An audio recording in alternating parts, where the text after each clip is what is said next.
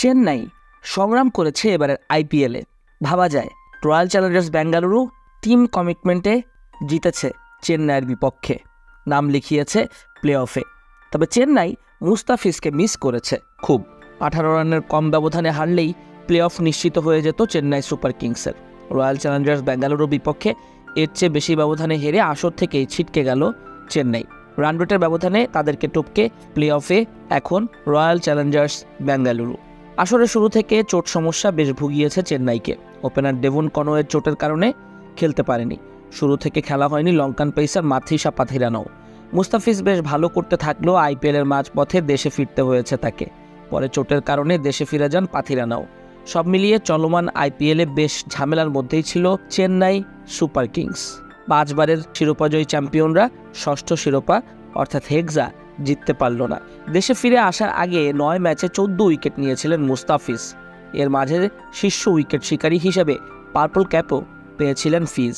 Match শেষে সংবাদ সম্মেলনে এসে চেন্নাই অধিনায়ক ঋতুরাজ গায়কোয়াড় মুস্তাফিজকে মিস করেছেন সে কথা অকপটে স্বীকার করেন।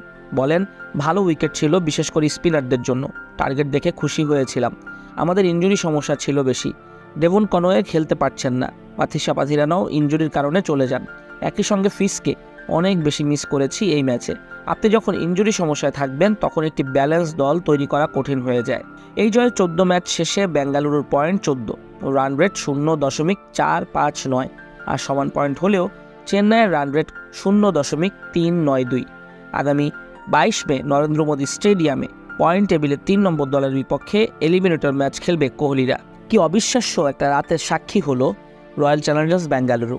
আইপিএলের প্রথম ম্যাচে হার, পরের ম্যাচ জিতলেও এরপর টানা 6 ম্যাচে কোনো জয় নেই। পয়েন্ট টেবিলের একেবারে তলানিতেই ছিল কোহলি ফাফদের বেঙ্গালুরু। সেখান থেকে শেষ 4 অনেক দূরের পথ।